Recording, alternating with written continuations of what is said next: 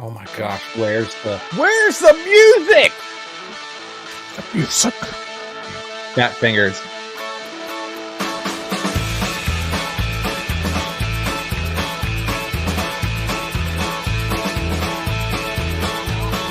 What am I doing here all alone? I got things that I gotta do.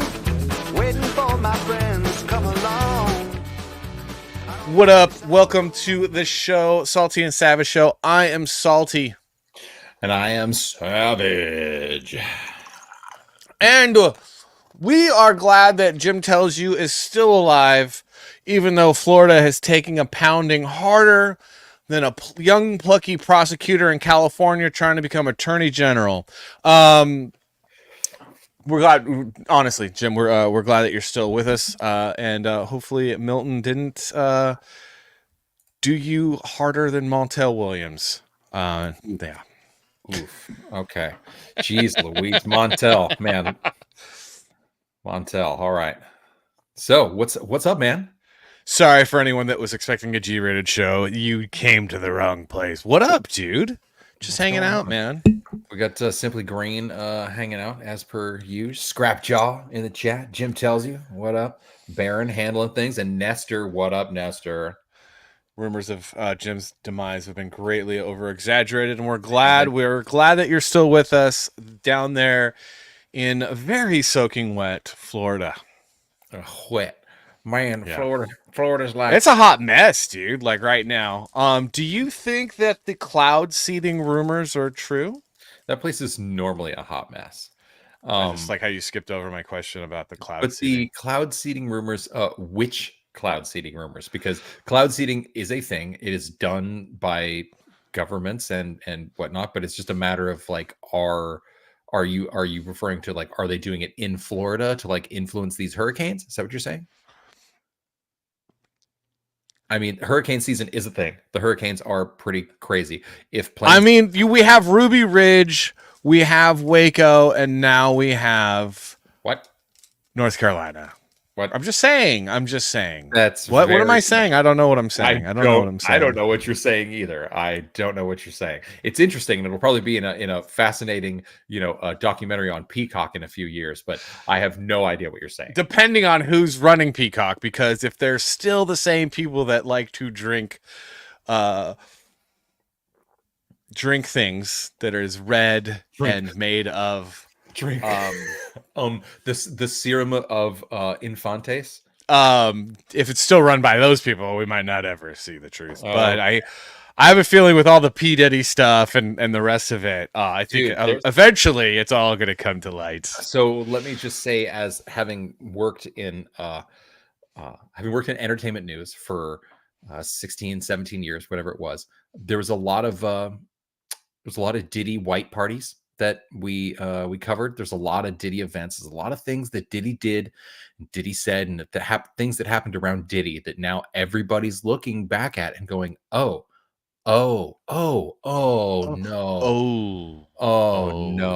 and it's just getting absolutely crazy. And the guest lists from his parties are just like, we're talking just like the Epstein, flight logs. It's It's pretty staggering the number. I'd still like to know, because it's like, who was Ghislaine trafficking kids to? Because that is the first time, I think, in the history that a human trafficker has been prosecuted for trafficking children to nobody. I mean, yeah, nobody definitely did anything. There wasn't anybody there. Excuse me, what was that? What's going on? Is that why they're after Trump? I don't know. It could be, maybe. I don't know. Maybe you tell me. Well, but there's this. wasn't Diddy raises a lot of questions, but then you're like wondering, like, maybe there's something. No, this is Pharrell is smart, and this is a guy following trends, and he's doing exactly what. But why is the trend going this direction? That's not. He was a homosexualist then. That's not for me to say, why the trend is going. So when you look at the kids, I'll tell you why the trend, because the kids for some reason are responding to this. There's how when we were growing up, there was like, oh, you had the this but group, like this group, and this group. Now there's like another group. You would have a point. Except for the stance of West Side is the best side right here, right? Like the stance of West Side.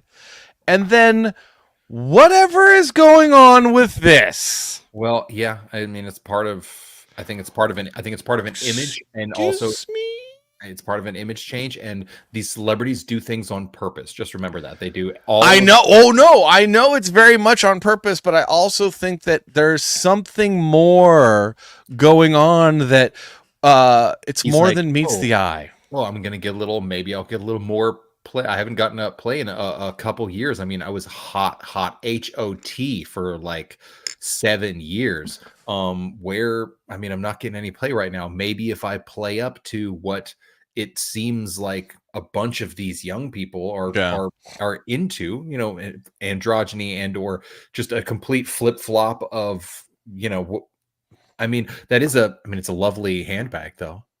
So. My wife asked me to carry her Louis Vuitton handbag the other day, and it was much larger than this. Yeah. She used to also work in fashion. And it is actually, I'd never understood the appeal, because this guy, who the hell is Louis, and what is a Vuitton, and why is this like a status symbol? It is an ugly ass bag. It is an ugly ass leather the leather doesn't even look like good leather. Like, like when you go and sit inside a Porsche or like a BMW and you get the Italian leather, back in the day, you'd get the rich Corinthian leather. Like, this just looks like shoddy, shitty, cheap vinyl. I don't know. With this pattern. And it's like a status symbol. And it just doesn't even match. I don't know. Right. It's like what I see is two photos. I see a photo of his style when like FUBU was a thing. And then I see his style when dressing in salmon and being androgynous is a thing. So it's like he's literally a man of the moment. Like but it's not even just salmon. It's like I got salmon, and then I got like a really like magenta with a lot of red in the magenta, and then I just have hot pink shoes. So it's like a hot mess. He's like, I don't know who dressed him, but I'm like, the green and pink go. And I mean, this is more pink than salmon. Let's be honest.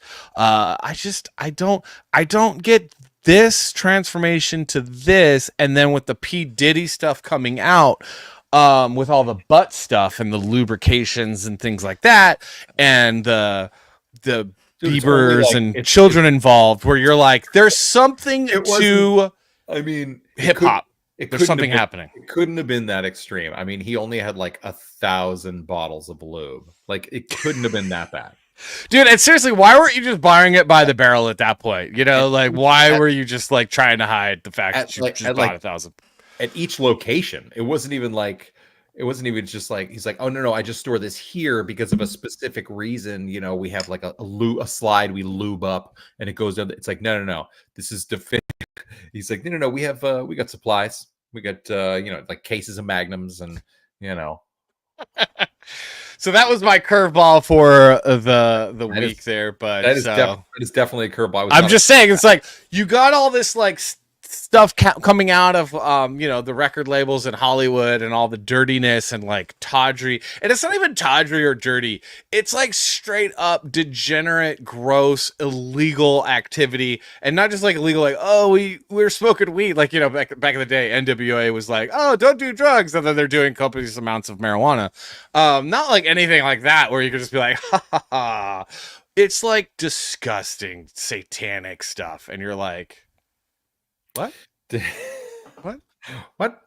And then Pharrell's coming out and wearing those clothes. I mean, this is great because I'm so out of touch now with the current celebrity market. I'm not like, I know how it works, but I don't care anymore, and it serves me no purpose other than if they're coming out with an album because I have a record store and I would love to, Pharrell music sells, but is that what the cover's going to look like? I don't know, but that's also how the creators' covers look like now. So, I mean, as I drink my Coca-Cola from a straw, because also a little Coca-Cola classic.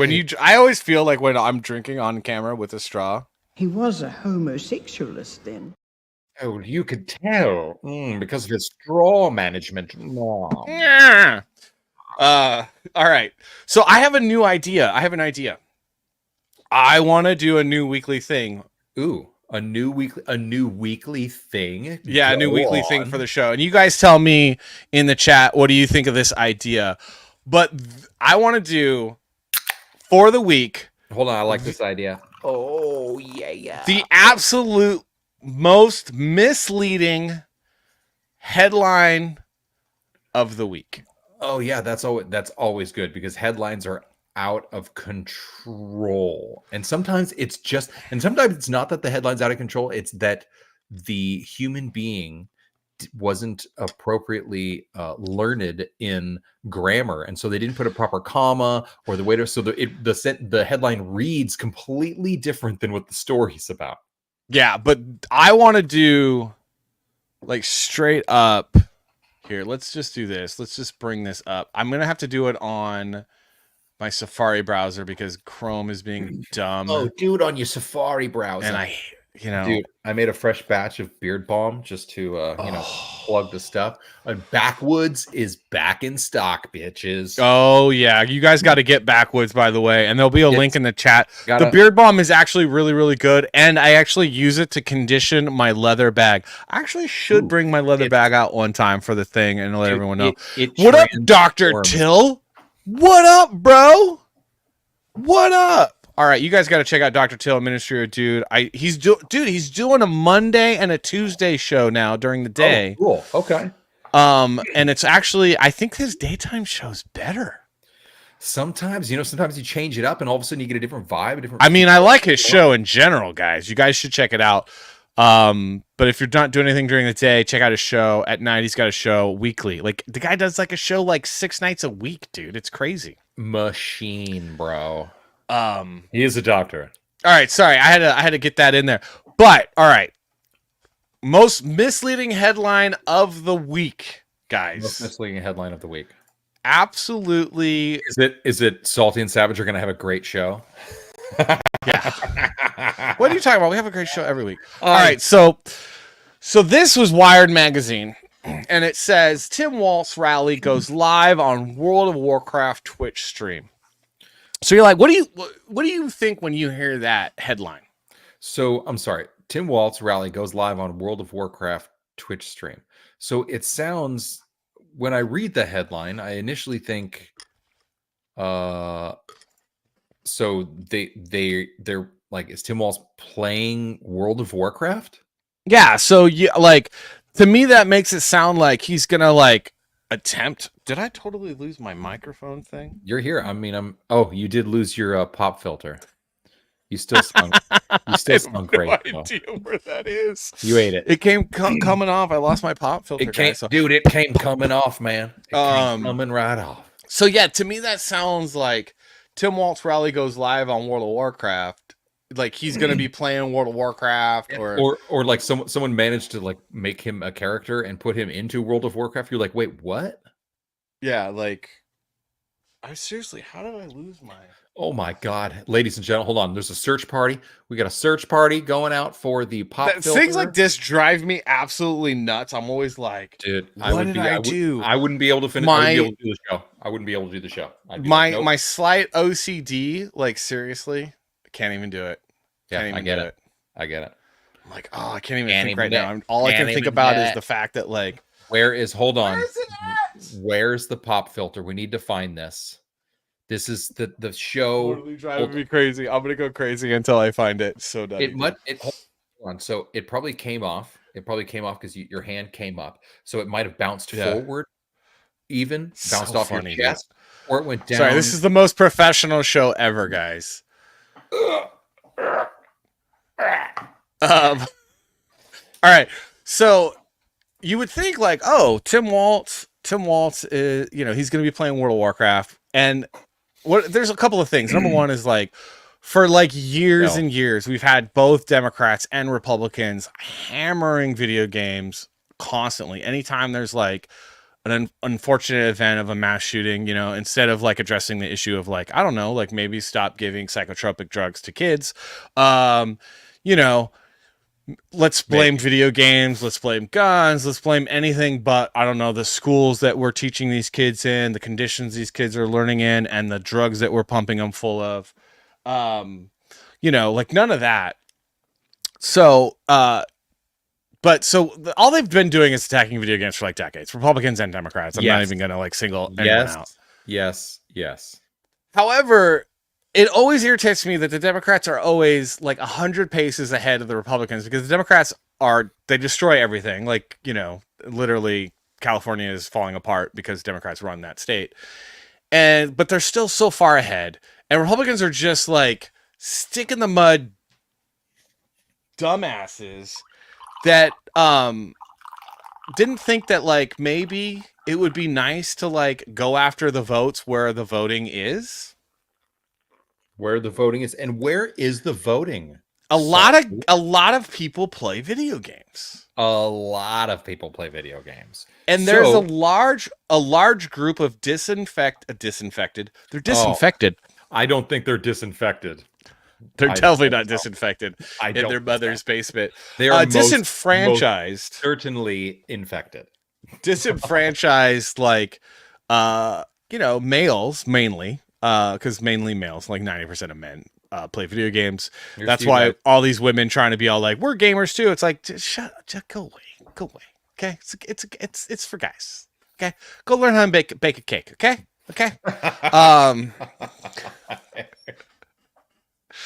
But you know what I mean? So it's like the Republicans are like, and I for the next decade, Republicans are going to be like blaming video games for shootings. They're going to be like, that's the violent video games, even though. So, but also like for the next decade still. But also, since the World of Warcraft has been around, there hasn't been nearly as much of that action.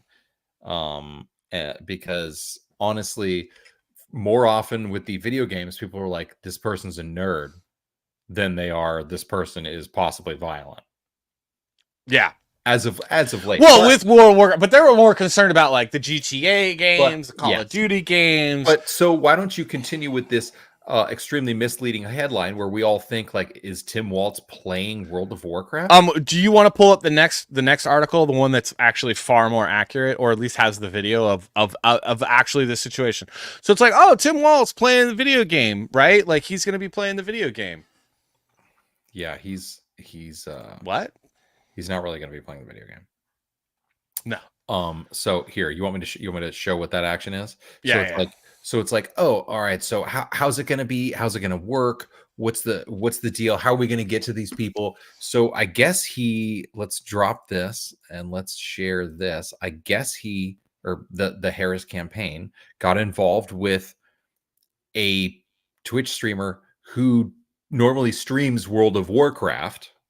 And while he's pre-gaming or doing his World of Warcraft thing, he's also got like a live stream of the Harris Walls event or something like that, and he's commentating. So this is just kind of a little snippet that we were able to get. I mean, have you read Project 2025? If you haven't, you really should Google it. Seriously, really weird stuff. But anyways, these are the reasons I'm volunteering today. GOP is the opposite of POG, and we are here to POG out. So now, chat, you have to promise me. We're here to POG out, bro.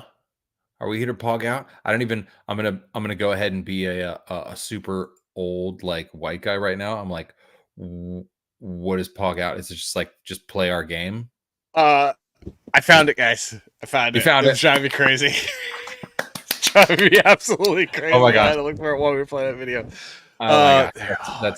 That's so good. All right, Hold so on. POG is. It does. I don't even understand. Is it? Maybe I'm too old now because I'm like a hardcore gamer. I'm not a hardcore gamer Is it anymore. I used to be a hardcore gamer. Play our game. It stands for play of the game. So it's it came from Overwatch, okay. which is another Okay. Blizzard game. We're here to It's play like the play game of the game. The Play way of the game. So No, I get it. The way it's used is weird in his sentence. Then yeah. I didn't understand, and maybe I don't understand POG exactly. Like hold on. Let's see what the rest of this is real quick. Hold on. To POG out. So now, chat, you have to promise me you're going to go to iwillvote.com. But yeah, if Tim Walsh were to play WoW, what class would he play? What do you think, chat? Ooh, what do you think? What do you think, Salty? What do you think, chat? what do would I he think? What play? he would play? Is it the well, first image off, for our, I don't. is it the image for our thumbnail? I think that anything that he did play, he would play very poorly, and he'd be one of those players that you're like. So if you've ever played World of Warcraft, I don't know if anyone in the audience has played World of Warcraft. If you have, type a 1 in the chat.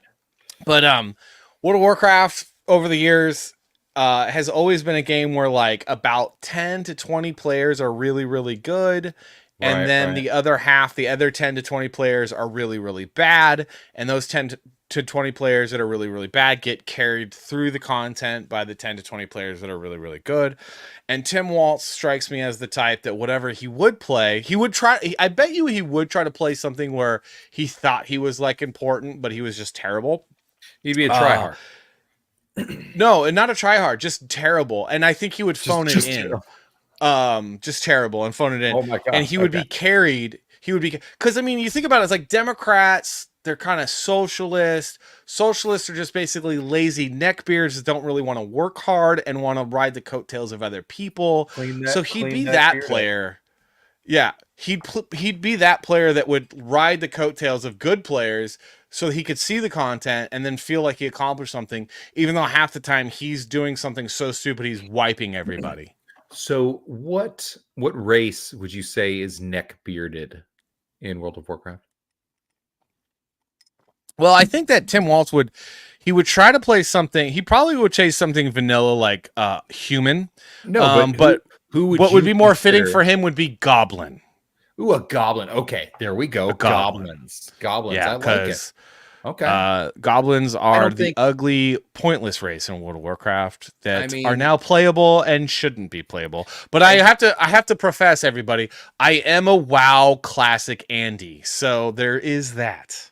Oh, he's a classic Andy. No, I'm classic a, Andy. I am a classic Andy. I'm a Warcraft 2 veteran. So Warcraft 2. A Warcraft, not Warcraft orcs versus humans, but Warcraft 2, Electric Warcraft Boogaloo. 2, Electric Yeah. Boogaloo for those in the know. So basically, this was the most misleading headline. Wired magazine should be ashamed of themselves because it wasn't like, and that's the thing is, what drives me nuts is like, they're trying to like inject politics into everything in our lives, and they have been for the last like since Obama got elected. It's been like I mean, they used to do it. Thanks, Obama. They used to do it. They used to do it on TV. You know, you'd get that little like Boston Common would like do the little, you know, even though like you wouldn't even like Boston Common would be considered right wing propaganda at this point because Weird. it's gone so Like, I far see what left. but yeah, okay. No, it would, because they're like talking about free speech and the importance of the Constitution and stuff. And you're like, this is written by a liberal who would now be considered. No, the thing is that like now, if they did it, they would be changed, and the person talking about free speech and like all the other stuff would be somebody who had like 14 14 nose rings, and you could. No, they wouldn't be talking about free speech. They'd be talking about hate speech and how free speech is actually a hindrance to democracy. Oh my gosh. Oh, That's what they would be talking about. oh, But anyway, but it's just kind of getting the Democrats are AIDS. They're AIDS. ooh, wow. They All are right. AIDS because they're making everything political. You can't watch a football game anymore without it being political. You can't play a video game anymore without it being political. Go Niners. And it's just like, dude, it's getting freaking old, man. It's so- you can't even talk about hookers without it going political. Okay. Oh, I love a good hooker, you know? Like, I don't want to have to, like, I'd like to think that when I'm hookering, like, I'm bipartisan. But, you know. Like, I know that Ken was at the strip club last week, and he was even being lectured to by the stripper about voting for Kamala. She was like, watch me drop this buttocks, and also you should drop a vote for Kamala Harris. No, hey, but can we just make it rain ones in the chat? Make it rain ones in the chat for the girls out there paying for college, trying to promote free hate speech. Is it free hate speech now? Should we just call it free hate speech? Free hate speech. Oh, I don't even know. Oh my god, she refused to give a lap dance until he yelled "white dudes" for Harris. I don't know why that's so my great. gosh, dude, what is up with all the white dudes from Harris, and why do they seem like the most grapey, creepy, cringy dudes? They're like super grapey. You're like, I don't ever want to let you alone with a girl and a drink of alcohol because, I mean, whoa, bro. I Whoa. mean, oh, what do we? I'm like, you sound like you're talking about one of our Supreme Court justices here, but okay. Allegedly. Yeah. All right. It turned out that chick wasn't even at the same party that he was. Come on. man. We had that whole hearing, and that hooker wasn't even at the same party that he was, dude. I mean, Hey, man. give me a No, break, dude. No, I wasn't. Come on. I wasn't even with a hooker yesterday. Whatever. Like, come on. Like, that's the thing. It's like, you have the most grapey people, and they're always projecting. And then we're supposed to be, and as soon as they project and they accuse someone else, you're like, well, see, it's true. It's true. And it's like, but you weren't even in the same room. All right. So, And we're supposed to believe them. So cringy grapiness. What do you think, chat? This guy, look. What's the chat gonna think? What's the what? What the what? What is his chat? I'm thinking think? warrior. Oh, he's thinking Walls is a warrior. Yeah. Okay. Yeah. If I had to guess. Yeah, he plays the most warrior? complicated, hardest The happy class. warrior. Yeah, he plays the toughest class. Okay, sure. Yeah. A Democrat. A Democrat. Yeah, sure. The happy warrior. Hey, he gives that Oh, vibe. I think yeah. so. Let's check the talents real quick. Need to make sure you're prepared. Just like you need So to prepare to freaking vote on cringe, November. dude. Just like you need to prepare to vote. So cringe, dude. Hey, so cringe. We're not gonna lie though. Make sure to go out and vote if you care. at No, all. actually, don't vote unless you vote for not a Democrat. But get fucked. Okay. Go vote. Stop freaking Go voting vote. for Democrats because they literally ruin everything. Minnesota is not a good state to live in. California, not a good state to live in. Voting is this unique feeling where it's like after you do it, you feel like you did something, but also accomplished nothing. Yeah, that's why it's so appealing to It's so dirtbag weird. socialists. That's why it's so appealing to dirtbag It's socialists. such a weird thing. Like you're like, awesome, I voted, yeah, and then you're like, but I feel like I literally made no difference. Yeah, this is why we need to repeal the 19th and the 26th Amendment, because we need to have less people vote, because parasites should not have a say So over anything. like property owners, is that what's going on here? I don't know. You leave it up to No. the states to figure out. You leave it to the states. Okay. You leave it up to the states because because the states will then I mean, determine well, who let the they states- want to have a voice. Let the states figure it out. I mean, let the people talk. Well, dude, honestly, you have people who are parasites. They are parasites on society. They produce nothing in society. They don't produce anything in their community. They don't do anything in their community. And then they get to have a say over what happens in the community. And that's why you have like the federal government is so powerful now. And there's no difference between states anymore. Like, okay. So for instance, an employee at Starbucks in Tennessee, right, makes $18 an hour. You think with the minimum wage in Tennessee being the federal minimum wage. An employee at Starbucks in Tennessee makes how much an hour? $18 an hour. Okay. They pay First per of all, year fuck 12% in taxes. 12% in taxes.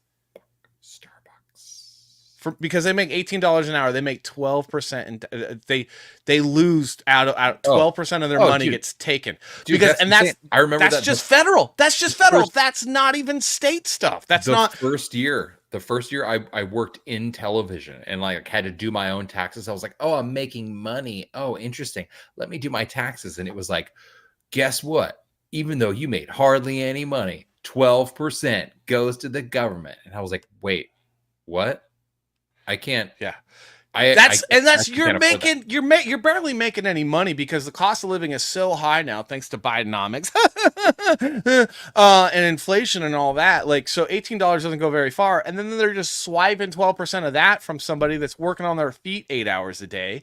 And that's the thing. It's like, that's the federal government. And that's even before the state gets involved. So the federal government being big, and that's why I'm like, dude, we got to give the voting back to the states, because the states. Like, it's an interesting. You have like parasites literally being like, "Yeah, I want that money. I want that money. I want that money. Give it to me." There's an extremely interesting argument to be made about the fact that like states should make, like, for a number of things, states should make their own decisions on these things, because it should be left to the voting of the people of that state. Because sometimes one state that's right next to another, they have very different cultures, very different lifestyles, very different interests. And I mean, not that one. Well, you would think that like England should maybe have a different, like, they should be able to govern themselves maybe different than France would, or that Spain would, or that Belgium would, right? Like, you're like, oh yeah, that would make sense. Like, there's different people, there's different areas, there's different, there's a different sociology there, different. Yeah. The fundamentals are different, even if the culture's a little bit different. Yes, of course. Right. Of course. So wouldn't you say that the culture in North Carolina is vastly different than the culture in, I don't know, Southern California? Extremely. Yeah. And so that's the thing. The whole concept, like the European Union is trying to copy the original concept of the United States, which is different countries, because the states are different countries under one union. And that has gotten completely lost. Thanks in part to Abraham Lincoln, who is one of the worst and best presidents we've ever had. Anyway, we're getting off the topic. So, World of Warcraft, right? But World of Warcraft, Twitch streamers getting political. It's just more people watching this show on X still than they do on YouTube. Come over to YouTube. It's a fascinating placement for their message, and it makes 100% sense for them to go there, because Twitch is, I mean, there's so much that's on Twitch right now, although Twitch is slowly dying, and there's a lot of people that are abandoning that platform. I can't go into all the details on that, but it's a matter of playing to the crowd, and it's an interesting tactic, but it does feel a little, especially when the guy who's like, oh man, what do you think? What kind of class do you think it would be? It's probably warrior class, like happy warrior class. And any person who, even if they liked this guy who is actually in World of Warcraft, would be like, they'd just be like, I mean, I'm a huge World of Warcraft fan. And everyone knows that I can't stand the Democrat Party, and I think that they destroy everything. But if this was like a Twitch streamer that was like more my political leanings, and they were talking about like, they were bringing their politics into it. I'm immediately, I don't care. I'm not there, dude. I get enough, like, I get enough politics talking to you, dude. I get enough politics talking, just existing in life. The last thing I want to do when I'm playing a video game or watching a game stream where I want to just enjoy some entertainment is like there, dude. Here's the thing. If you want to just watch a stream or you want to just enjoy entertainment, you wouldn't watch that guy in the first place because obviously he's a shill. You'd probably be watching somebody else in the first place.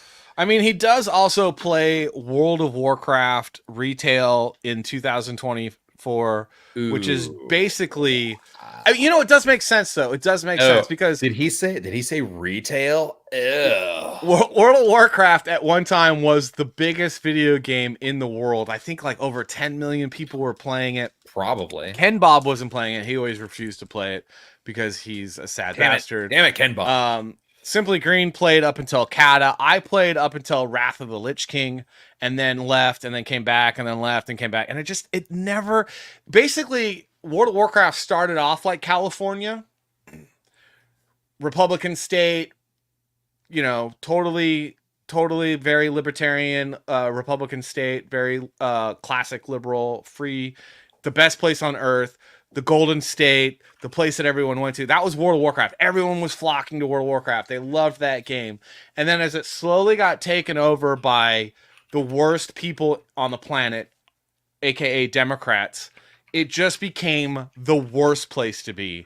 And California is now the worst place to be, and World of Warcraft is now the worst game to play. And it's not shocking at all to me that a Democrat shill is going, vote for the cringiest candidates in American history to run for president. Worse than John Kerry, worse than John McCain. Oh, geez. The worst candidates to run for president. Let me shill for them on what used to be a wonderful video game that is now the perfect allegory for what happened to California. Michael Dukakis, come on. Dukakis was just an unfortunate bastard with awkward eyebrows. So unfortunate. And also he was running against a vice president that just came off one of the most popular presidents in American history. Yeah. So that was like not going to happen. But dude, these guys are they're so like, Kamala Harris has a fake grandparent in her book. It's not even her real grandparent. Like, dude, everything about them is fake. It's so bad. Anyway, so that brings us. I just got to get off it because I'm going to go off again. I'm going to go off again. Let's not go off again because you were going to lose viewers. All right. I know, right? All right. So that brings us to our.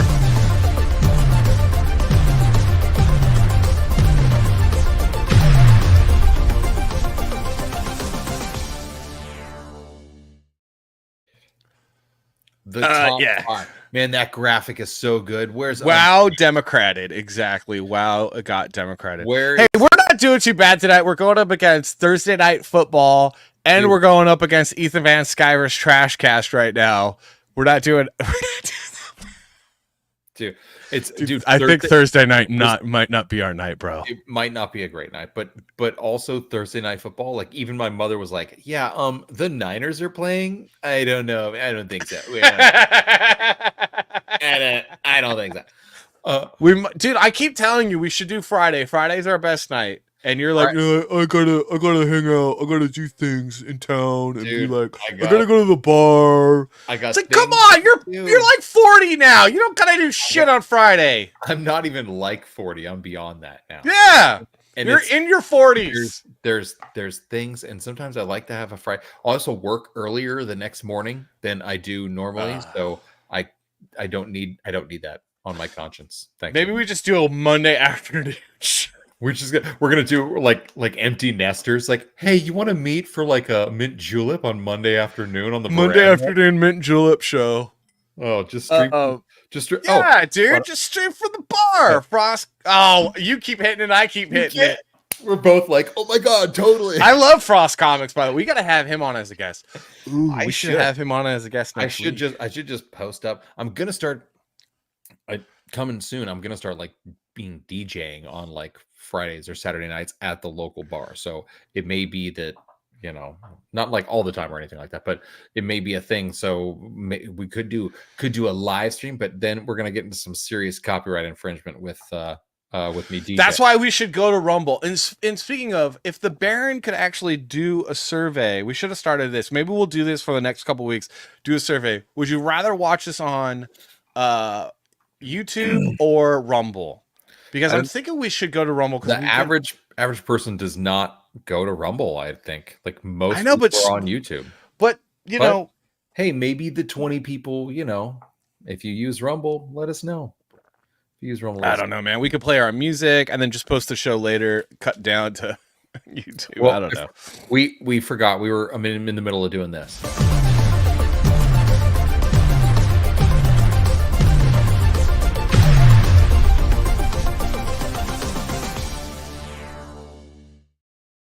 This All right.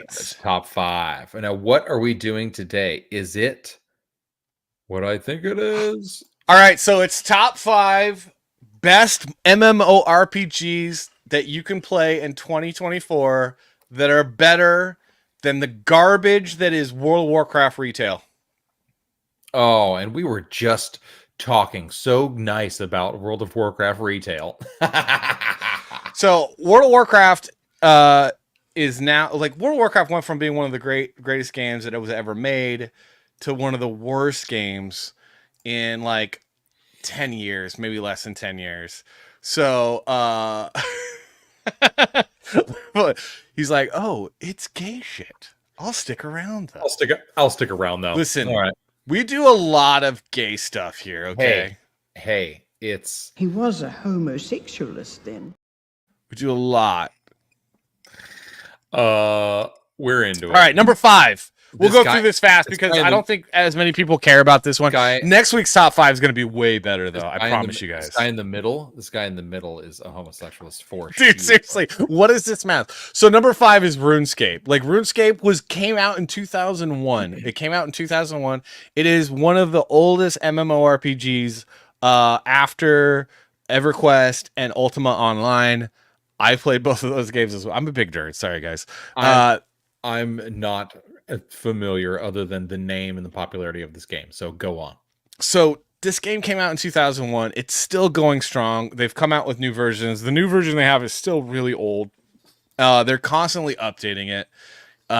It's just a game that people are still playing. It's better than World of Warcraft retail. Okay. So that's number 5. Number 4. It's gonna get better. It's gonna get better. Is it gonna get better? Let's do it. Let's see. Number 4 is Final Fantasy 14 Online. This game, actually, Savage, you should play this game. This game is really good. So this is one of the Final Fantasies that I've seen like the artwork for that I'm like, oh, whoa, wait a minute. What? It looks like there's a lot like heavier armor, more brutalist kind of like architecture. Like this looks really cool. It actually is really cool. So it's essentially a copy of what made World of Warcraft really great, what popularized World of Warcraft. So other games like Ultima Online, EverQuest that were really popular, they were very, what the term is called, grindy. So it was like to level was like a grind. You had to like the worst. There wasn't a lot of story. There wasn't a lot of like interaction with the world. It was just killing. It was just killing crap. I enjoy like knowing that like I have to grind a little bit to like do something, but when it becomes just this exponential grind, it's no thanks. It's like it became a job. So what made World of Warcraft like the original popular or exciting for people was there was a lot of story. There was quests to go on. There was like a world to explore, and it kind of like helped guide you through that. And there's this epic story that you got to participate in as like a soldier or an adventurer, and that was what made it really popular. So Final Fantasy 14 copied that, and then put their Final Fantasy graphics and look and feel on it, chocobos, and then they introduced some really cool stuff like you could play one character and then play all the different classes as one character instead of having to start a new class, having to start over. So it's definitely interesting. It's a lot of fun. Okay, and it has a really robust community, and I think that it actually is. I think people that are like tired and burnt out of playing World of Warcraft and want like an MMORPG, this is definitely a game they should play because It's If kind you're of better if you're now. looking for It's like a kinda better. crazy, if you're looking for like a crazy acronym for like an MMORPG, LMOR, SOP, PPP, then this is the way to go. All right, number 3, Number 3, World of Warcraft Classic. World of Warcraft Classic. Yeah, we're totally nerd scrap You know, jaw. this is Whatever, man. the thing is that like when you say like World of Warcraft Classic, I go, oh, so you mean like Warcraft 2, like the stuff that I used to play, and you're like, Yeah, no, no. World of Warcraft, Just Classic. World of Warcraft Classic. So this was actually got popular when they first launched it. It's now lost its popularity because, again, Blizzard, everything they touch, because Activision and Microsoft own Blizzard now, it's just garbage. But at first, when this first launched, everyone was really excited because a lot, like what's called a classic Andy. So classic Andy is a person that thinks that old World of Warcraft is better than new World of Warcraft because it's true. So this game was the original game. So when the game first launched in 2004, it was like, we're going to land you right back into that world with those graphics, with all of it, with the hardness, with the 40-man raids, I like the whole that. nine. Okay. And it's still popular, still a robust community. There's a lot of people that play. I was usually playing. Does it fundamentally look like the old school version? No, Or it is the old school version. They just relaunched it. It just okay. Yeah. They just a full relaunch. Got it. They're That's like, fantastic. just play the game again for $15 a month because so many of you are leaving our retail game. We want you to come back and play the game that you miss. And a lot of people are doing that. And a lot of people play Classic. I played it. And during COVID, I played it a ton because we weren't working and we were at home and everything like that. So I played it a ton and was able to do everything again. And I realized when you played it a second time, you realize this game is so freaking flawed. It's not even funny. And then you realize what kind of why it's not number one is because it's not that good of a game. They hit the stride at the right time. And they also were able to figure out what's addictive. And I think the number one thing that's addictive is why it's so addictive in China or addictive. They had to ban people playing this beyond 4 to 8 hours in China because it was so addictive. But one of the reasons why is because the effort to achievement level is it's a good graph. So it's you have to try hard to get better. The more you put in, the better you do. The more work you put into it, the better you get, the more results you get. So socialist countries were the kids were salivating at it because they live in a world where no matter how hard you work, everyone's the same. And I think that's why it was popular in America, is because we're basically a socialist country now. But yeah, I mean, that's one of the things. It's it used to be the work you put in, the results that you would get. It was actually kind of a meritocracy. But the flaw in it was they did a lot of gambling game mechanics. A lot of it is and that's only gotten worse with retail and why it's so bad. So more, yeah, okay. So that's number 3 on our list of the top 5 MMORPGs to play in 2024 that are way better than retail WoW. So real quick, I can't say that Nacho Dumbass. Oh, Dumbass, the great Nacho Dumbass. Yeah. Nacho Damas? Damas, like Nostradamus, Okay. like Nostradamus. I like Nacho Dumbass. I'm gonna go with Nacho Dumbass, the great. Sorry, I can't read, and I'm kind of retarded. The dwarves with beards. What? It's and then I think he's talking about the lady dwarves with beards. We'll talk about that in a minute. You don't like your lady dwarves with beards, man? What up, Nacho? So that's number 3. Number two, coming in The hot. Elder Scrolls Online. The Elder Scrolls. So if you like Skyrim, if you like Fusana, and Oblivion, this was the world. This brought you to the world of the Elder Scrolls on a grander scale. And this game is going strong. It's 12 years old now. Yeah, it's better than World of Warcraft. It's like what GTA, it's one of those things that people are just still playing. They're just into it. Dude, there's conversation happening in the chat I do not want to talk about right now. Talk about gay. Okay. So this Oh. game's really good. I used to play this game as well. So all these games I've played, that's why I'm highly recommending them to anybody and no one cares. Like we've talked about something else. Next week's gonna be a much better show because I'm not drawing as much next week. Okay. All right. Number one. The guy's working. Oh, the guy's working well. That was number 2, by the way. That was number 2. Yeah, for number the top 2. 5. Number 1, absolutely number 1. See Number the 1. drawing back there, guys? See the drawing back there? That's what I do all day right now. Okay. Drawing You see that? comic books for you. See the people. little artist. Drawing comic books for you. The artistry that I do for you guys. All right. See, that actually is number one. that's more interesting than anything Matt Walsh has ever done in his life. Just imagine Matt Walsh asking dwarves what a woman is. Ooh, we should talk about that later, Matt Walsh, because he said some things last week that we didn't talk about. I wanted to talk about on the show last week, but anyways. Yeah. Right. And make sure to hit the like button, everybody. Okay, thanks. All right, number one is Lord of the Rings Online. Oh, I'm not getting the notes right, but No, nonetheless. you're not getting the notes right. You're totally butchering the song. Okay, so this I love Lord of the Rings. You love Lord of the Rings. This is a game you should play. I love this game absolutely. I never played Guild Wars, bro. I never played, so I can't. Never played Guild Wars. We left it off the top 5 because I know it's popular, but I can't speak to it. So Guild Wars 2 looks gorgeous, but I never got it. I never got it. So this game came out in 2007, and it has the absolute worst UI you've ever seen in your life. Ugh. The UI was designed and illustrated by terrible artists, horrible artists. I was like, and that UI has not aged well at all. Oh god. But the game is really beautiful. But the game, that's the important part. And it is very fun. It is a game, so it's a game that allows for solo play and a game that encourages group play, but it's a game that feels massive. Like so MMO stands for massive multiplayer, like multi-online, right?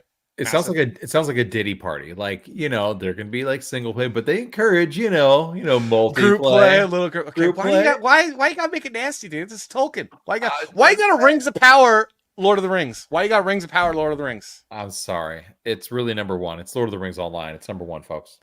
Absolutely, hands down, best MMORPG you can play in 2024, even though the game is almost as old as World of Warcraft. Oh my. Okay. God. Okay. And that wraps up.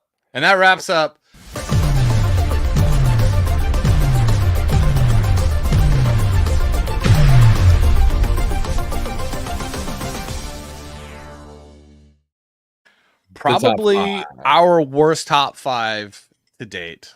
I make no apology though. I mean, we have some pretty good top 5s, but yeah, I mean, I just I can't speak to as much of that because I don't play all those games. But this is a great question. If you guys were to make your own MMORPG, what would the setting be? Any property you like, your own IP, unlimited funds, and no obstacles to being your dream game. Hands down, it would be Lord of the Rings. It would be Middle Earth. It would be like the battle for Middle Earth. And it would be set, we would start the game off at the beginning of The Hobbit. And you could just kind of adventure, and then as expansions came out, it would be a book. So each book would come out. Each expansion would be like, and we're talking like the OG books, not the 3 books of Lord of the Rings, but like when it used to be like 7 smaller books. So that would be the expansion. So it would be Middle Earth, absolutely. I would do it in a new engine, like a modern engine. Unreal or something. Yeah, we'll definitely do it Unreal 5 for sure. And I would probably do it as I don't know. I would debate between a tab target or an action RPG. And I kind of lean towards tab target because I'd want a broader audience and be able to have it be a little bit more chill of a combat system. But I would definitely be open. I just would want it in an Unreal 5, which is modern, and just make it as beautiful as possible. And again, I think the success of World of Warcraft and the success of Lord of the Rings early on was the failure of World of Warcraft retail now. So like and this is the thing, Savage, that drives me crazy about it. Is like a lot of games. So World of Warcraft, you remember Warcraft? You played Warcraft. Yeah, So yeah. you were like doing God mode, and you were controlling you were building, and then you were ordering all your guys to go. It's Farmville for Warcraft or whatever. Yeah, and so the concept was that you would play one of the little guys that you were control. You would play one of those guys and be that one guy in that massive world. And you would just be that one little guy, and you weren't a central character. You had central characters. You had Thrall, and you had Anduin, and you had an Uther, and you had all the like central characters that you would interact with, and they were like the big giant like heroes. And you were that one guy that started off at level 1, little like dinky guy in a loincloth, and through your work and effort, you could become a great hero. So that's what drove people. They're like, I want to be a hero in this world. I want to like, So you start off from nothing and you become something. It's like it's like basically what America was before Democrats destroyed everything. Kind of like they destroyed World of Warcraft. And Lord of the Rings is still that. So Lord of the Rings is you're not the central character. You can play a bigger role in the central story, but you're merely another person in that big story because it, like the world, it's bigger than you.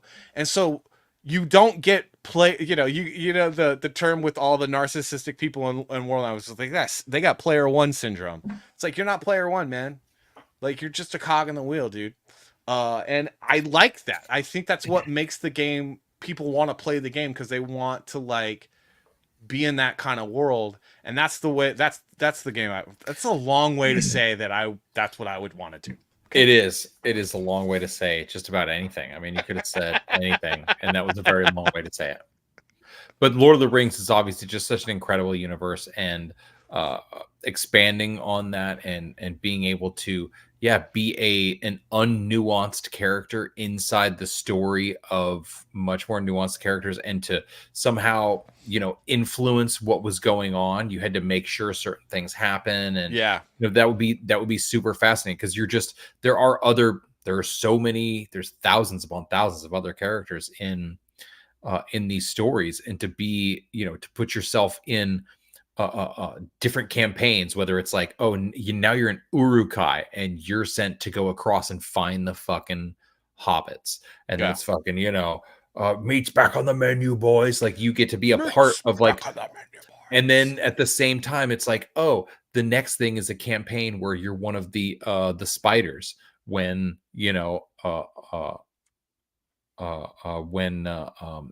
the Hobbit, like when they're in the forest and that whole situation with the spiders and whatnot. And then you could just put yourself in different campaigns, and it is super cool to be able to be not necessarily player one, but assisting, like helping, being part of it, man. Like being part of a bigger story, a bigger thing. It's like, I like that about Lord of the Rings. I like that about old World of Warcraft. And I honestly think that like that makes for a better game experience than always being the like, you're everything. Like, now World of Warcraft is like, the world is literally revolving around your character. Like, everyone's like, what do you want to do? And it's like, no wonder we got all these narcissists walking around. Like, everyone's like playing these games all the time, and they think the world revolves around them, because their world for a large part of the day does, man. And it's like, oh yeah, stop. If you like imagine if you walked around with the confidence that you have when you play, say, like GTA Online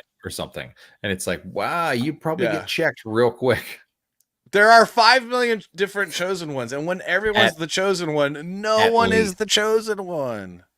Like Star Wars Galaxies was a really cool MMO. Like, that was an old one too, where it was like, I don't know, if anyone played that game, let me know. You couldn't be a Jedi in that game, and the only way that you could be a Jedi in that game, but you couldn't select it as a class. You had like a spacer and a rogue and a smuggler, and like had all these like different classes. I don't remember. I'm probably misspeaking. And you could potentially become a Jedi if after so many levels you had the inclination towards the Force, but it was like 1 in like 1,600 players could be a Jedi. Wow. It was and that's crazy, and they would never do that now. People would be like, that's not fair. I want to be Jedi. That's super crazy. There's no way they could get it. People would be like, why would I buy the game if I'm not going to be a Jedi? Yeah. That's Yeah, see, fascinating. yeah, Scrapjaw is like, that's why I love Skyrim, opening just a prisoner on his way to be executed. However, it does have players. you're awake. It does have player syndrome or player one syndrome because it's like you are the Dragonborn. You are the. And that game is not a role playing game because it's a game on rails. You have to mod the hell out of it to turn it into a role playing game because Bethesda does not know how to make a role playing game. We do love when there's a good mod, though. We do Yeah. love a good mod. Especially Mod the hell out of everything. Especially the big boob mods. Wait, that's What a up, different- Angel Gamer? What up? What up? All right, dude. What's okay? So the last news article that I text you, we should talk about that Scooby Doo. because it's Let kind of me- on theme right now. We're talking about nerd Oh, stuff. This is the newly- nerdiest episode ever. I should have called this the nerd special. We can always change it. Hold on. What is this article that you just sent me? There's Oh my going to be a gosh. new television series. Oh my gosh. Okay, hold on. Presenting in 3. Presenting. So, are you guys Harry Potter fans? Me and the wife are a Harry Potter fan. Are you Harry Potter fan? I wouldn't say like I'm a big fan of Harry Potter, but I definitely sat down at one point and I made sure that I watched all of them because I knew like they were put together like very well as films. There were a number of very good actors in them. It was something that I was like, I am not reading these books. So my little brothers were also kind of into it. They're 9 or 11 years younger than me, so there's a bit of a separation. And it was like, whereas I'm reading Dune and Lord of the Rings, they're like, oh, this Harry Potter thing, and I'm like, yeah, all right. So Angel Gamer says, I don't know who you guys are, but YouTube suggested this to me. Well, welcome to the show. Welcome, We're brother. going to take a second. So I'm Salty. He's Savage. We are 20 plus year veterans from Hollywood entertainment industry and now living in the middle of the country talking about pop culture news and whatnot, video games and all that, and just being generally obnoxious and attempting to be funny on a stream on Thursdays. On Thursdays, currently. And that might change because one of the things that we are consistent about is we are consistent about being inconsistent about when we stream. Yeah, we used to be we used to be indecisive. Now we're not so sure. Nestor, a huge fan of Harry Potter, says Harry Potter is the devil. It teaches children to summon demons. Oh, so my said God. a church Karen. Oh, my Probably true, actually. Many so church Karens so said here's that. what's going on. There's a newly announced Harry Potter TV something or other, and the writer Andy Greenwald does not like the idea of a rigorous adaptation of the books and said he has not read the books. Let's just start with the headline. Yeah, Is so this is the same headline that came out right before Rings of Power. They were like, Amazon Prime buys rights to early adaptation of the Silmarillion, and it's called The Rings of Power. No one involved has ever read any of the books. Dr. Till's I read all 7 books in college. You could say I wasn't getting laid. Or at all. Or at all. That's it. Yeah, I'm sure Till did just fine.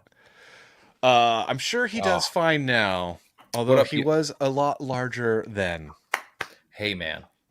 Dude, weren't we Till's all? actually a perfect example of taking your life into your own hands and being Dude. awesome at it. He's a hell of a personality. We loved having him on the show. We got to have him back. Dude, Absolutely. so let's keep going. Let's see. Before I comment, let's just keep going. That's an interesting headline. Is it Okay. misleading though? So let's see. So one of the newly announced writers for Max's upcoming Harry Potter TV series, Andy Greenwald, there should be a comma there, claimed that he did not like the idea of a rigorous adaptation of J.K. Rowling's books, despite admitting that it would be successful.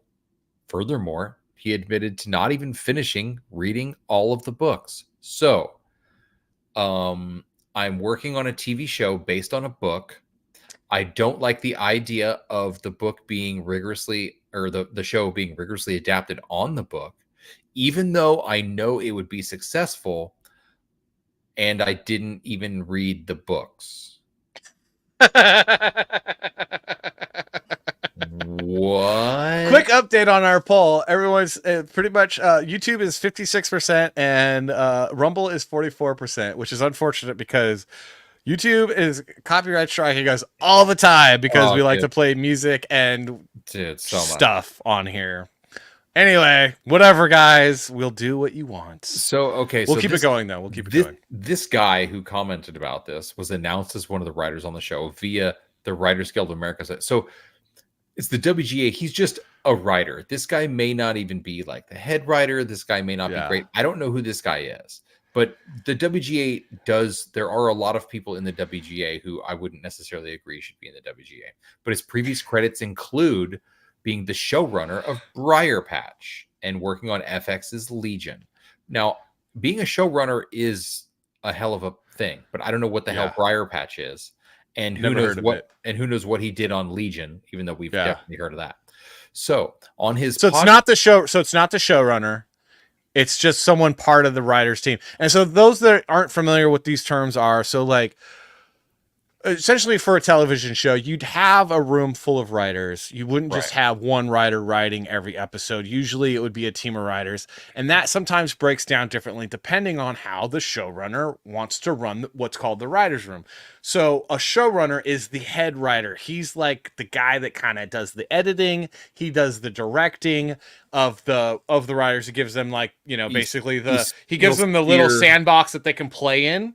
The perimeters, and he kind of directs them on how, like, what we're gonna do, kind of guides them, and then ultimately has like editorial power, gives feedback, gives them notes, and then they take it back and write it. And then oftentimes will write his own episodes. Yeah, like the top, like not the top creative, but like the top creative that the executives allow to, like, he has to play both sides, and that's what's tough. But showrunners are great. I sat in on a read for The Simpsons once, and the dude who was the showrunner was an absolute professional, just an absolute monster. And it was just so incredible watching somebody who knows what they're doing, who's like, yeah, we've been doing this for, 30 plus seasons. Let me just go ahead and show you how it's done. Yeah. So it does take a lot to be a showrunner, but I also don't know what the nature of this Briar Patch show is and how much the people around him, So he was showrunner on Briar Patch. Did I hear that right? Or did I showrunner of Briar Patch. Was he showrunner on Legion or just a writer? Just a writer on Legion. Working on. Okay. Working on. Okay. So he could have been a PA. It's just I don't know what the hell Briar Patch is.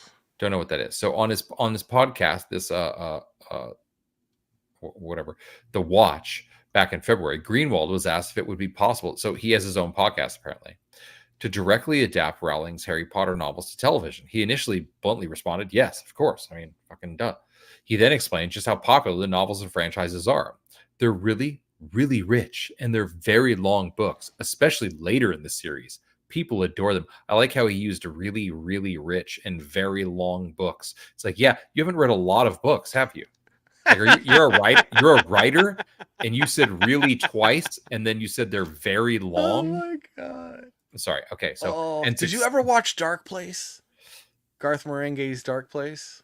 I don't know. I don't think so. Oh my gosh, dude! All right. So anyway, and the successive generations are discovering them and loving them every day. The stores are packed everywhere. They're everywhere they are in the country and around the world. People are buying the chocolate frogs and the hats and the owls, all of it. You can monetize almost every single aspect of it. And they kind of have. So next he stated, so the idea of incredibly rigorous text to screen adaptation is, I think, probably a safe bet to be a success. Okay. So a writer was like, this is an obvious success. However, he then shared his thoughts on, if something is trumpeting its absolute rock steady faithfulness, I think the pleasures that can be derived from that are the probably pleasures. Like I'm curious. Like I had to like slow down as I was reading. I was like, what is he saying? If something is trumpeting its absolute rock steady faithfulness, I think the pleasures that can be derived from that are probably not going to be for me, because I didn't read all the books. I read them to my older daughter until she could read them for herself, and then she dusted me. So wait a minute. So this doesn't have to do with like the distance between you and your daughter and your relationship there, right? This is like, what's the deal? I think maybe there's some other creative possibilities within this world, but J.K. Rowling controls all of it, and it's not going to let anyone else come to play with her toys. And that's her right. And it's obviously okay. So like, what? So, okay, I don't understand. He thinks it's going to be successful. It would be totally successful. And he hasn't read the books, but he's going to be a writer on this show. And he just continues to be like, no, like they did a really good job.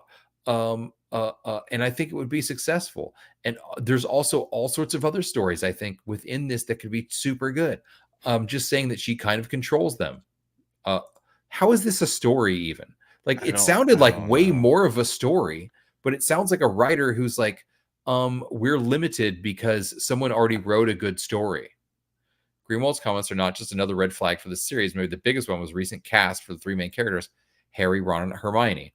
The casting call, which was published, committed to inclusive, diverse casting for every role. Please submit qualified performers without regard to ethnicity, sex, disability, race, sexual orientation, gender identity, or any other bias protected by law unless otherwise specifically indicated. So they were like literally a three-eyed duck could come in and audition, and they're like, we're all for it. We just want to see something. We just want to see something. Scrapjaw's all like, maybe he's a writer because he can write words, all the best words, the greatest even. Some say, I don't say, but some do. It's true. It's true. I wish I could do a Trump impersonation, but I can't, so I'm not going to try. He got this job because he's related to somebody.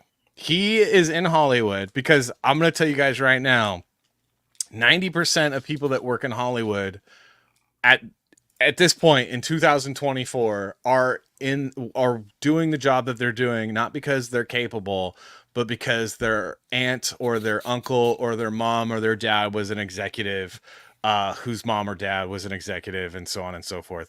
It is so overrun with nepotism, and that's one of the reasons why everything coming out of Hollywood right now is just disappointing. Look at Joker 2.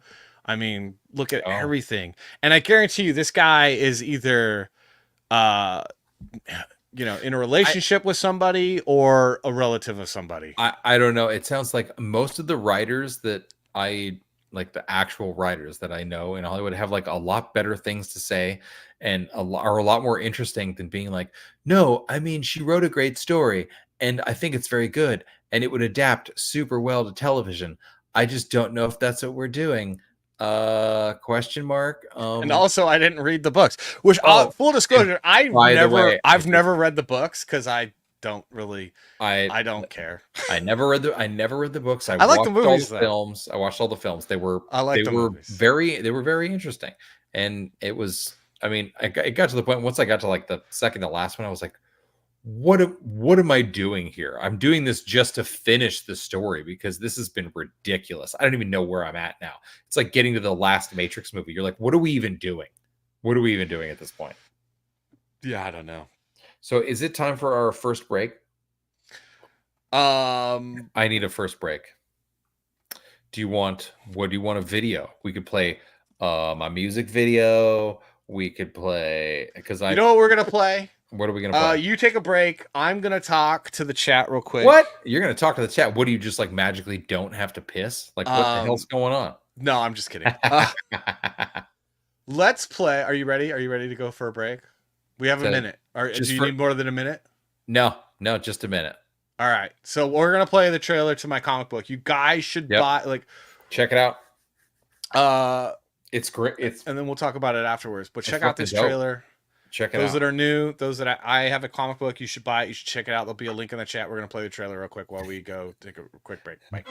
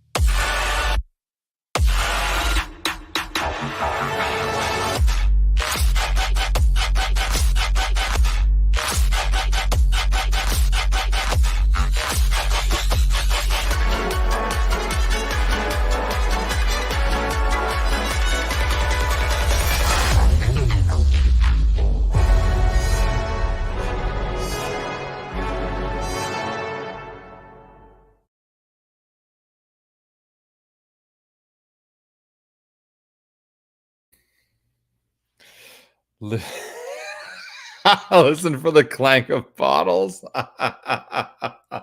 Good He's Lord. Was that he's a evol- minute? He's evolved beyond needing to. This is also the chat. The chat is so good. Salty has evolved beyond needing to piss, and then, or he's been pissing the whole time.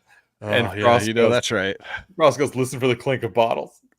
No, Look, I haven't gone Howard Hughes yet. I have not gone Howard Hughes no, yet. it's not the clink of we're bottles. close. It's the furious opening of an empty can and being Of like, an this empty- is gonna hold it. It's not gonna hold it. Yeah, so just real quick, let's see. I have a comic book. It's about teenage Ben Franklin who gets kidnapped by people that apparently can travel through time, gets kidnapped and taken into the future and trapped inside a VR program that's run by an artificial intelligence that thinks that it's God. And the story goes from there. We got issues 1 and 2, and issue 3 coming out very soon. Issue 3 is actually done being drawn and inked and is currently being colored. Even the letters are done. Mostly the letters are done. So it should be going to print at the end of October. Will be coming to you very, very, very soon. And it will be issues 1 through 3 is a full, complete story for you guys. If you want to check that out. It's actually a really fun read. I think so. Frost Comics enjoyed it, and a couple other people in the chat have enjoyed it. So check it out. There are guys. some people. There's some people in the chat that were even involved. Look, it is not going to suck, and it's going to be better than pretty much a lot of what Marvel's coming out with right now, as far as story goes. And as I get better with my art, every day I get to draw, I draw better. Because you know what's been nice, Savage? I'll stop sharing screen. It's been really nice is not having to draw for other people in Hollywood anymore. So I can actually sit down and focus on what I want my style to look like, what I want my book to look like. And so I've been going on this adventure of drawing and like getting better as just drawing my thing. Because my entire career, I've always had to I got to draw this character and I got to draw this, or I got to do that, or I got to do this. And I've never been, and I had a model sheet and then I had to stick to the model sheet. And there was no creative leeway in a lot of it. And then now being able to work on my own comic book, it's I don't know how to draw because I've been drawing everyone else's crap for so long. And so now I'm getting to this point where I'm dude, I'm really loving what I'm drawing. And the cool thing is that it's turned into another book. So we're doing another book right after Do Good. We're starting up another comic book, which is going to be really, really exciting. And it's going to be based off of an existing IP that some people are familiar with. I can't announce it yet, but we will be announcing it very soon, and it is so really cool. Angel Gamer, you're new to the show, but I said the first time that this guy told me he was going to be doing this is before we ever even started this show. First time he told me he was going to be doing this, I was like, oh my god, yes, Natty Treasure, that is my jam right there. So we went through this whole thing. And Cage coming in and sealing the Declaration of Independence. It's actually a completely different story. It's a time traveling. So Ben Franklin ends up becoming a time travel agent. And there's a lot of adventure. It's got the history and it's got the nuances that are cool. It is a comic book. So it's not a blockbuster film, but at the same time, this is dope. This is made by, as he scrolled through some of this earlier, this is made by this guy. This is fantastic. This is out of his brain. Wrote it, illustrated it. It's basically it is like Doctor Who's gotten really stupid. So if you're sad that Doctor Who's terrible and poorly written, you might like this because it's kind of like Doctor Who meets Liberty Kids meets AMC's Turn. If you've ever seen that show. That would be my elevator pitch. It's AMC Turns meets Doctor Who in a comic book. It's got, it's interesting. All right. All right. And that's been the show. All right. Have a good night, everybody. Oh my God. I wanted to chat about, because we're huge fans of The Office. And this is something that is one of those things lately. We've been talking about a lot of these reboots and things like that, how the Goonies reboot was absolute bullshit. And I knew it from the start, but you heard it here first on the Salty and Savage show that Goonies reunion was BS. Knew it just from where it came from, and then everybody else ran with it, and I was like, this is gonna fizzle out. Give it 3 days, and it was gone. So anyway, but all of these like various things coming back, like there was the Never Ending Story reboot that was being plugged all over like Facebook and this and that, and it turns out it's just a couple of these accounts of these people who are just making people like, oh, what if Disney made this? And they just put out these posters to generate buzz, and people think that it's a real thing. So The Office, a beloved franchise, somehow indirectly connected to Parks and Rec, another unbelievable franchise because it's supposed to kind of be like the same documentary crew. Parks and Rec is better than The Office. Parks and Rec is unbelievable. Like it's an unbelievable show. It's you cannot. I said what I said. The Office is a cornerstone, and it is so good. And there are incredible. It's fantastic. Well, British Office is way better than not necessarily the later seasons, but the nuance in Parks and Rec is so layered and it's so ridiculous, and each character is so good. Like it's just so unbelievable. But nonetheless, what I'm getting at here is that in real life, Jim never gets the girl because he's such a simp. Maybe. But what I'm getting at here is that a number of months ago this year, it was announced that there was going to be a new Office series spin-off that was picked up at Peacock. Now, the plot details reveal that it's going to be a Midwest newspaper setting, which it's like, oh, okay, awesome. Now, there hasn't been a whole lot of other details since this. They're still working on it, but this kind of got because initially when I saw this story, I was like, nope, this is bull. This is not happening. And then I went back and I was like, oh no, I found the Variety article where they announced it. Okay. So this could be interesting now that we're both kind of living in the Midwest. Well, I'm certainly Midwest, but it's fascinating. I'm like, okay, I could see how they could take this nuance, and this might be fun. I'm curious about the cast, but what I then discovered in trying to figure out, like, wait, are they doing an Office reboot? Is that they are currently also doing, and like 3 weeks ago, the trailer came out. There's a new Office Australia. So Australia. Yes, it's called The Office. The Office. The Office. Is he already on it? Oh my God. The Office is coming. The Office. Oh my God, that's so Angel good. Gamer says, also, like, What We Do in Shadows is a tremendously hilarious show. Matt Berry is a comedic. Yes, Oh, I give can't it to even us. say it. Give it to us. It's just that. Whiskey! Freaking love Matt Berry. Whiskey. The IT crowd got instantly better when Matt Berry showed up in season 2. As soon as he showed up. All right, so let's go ahead and fair use this action.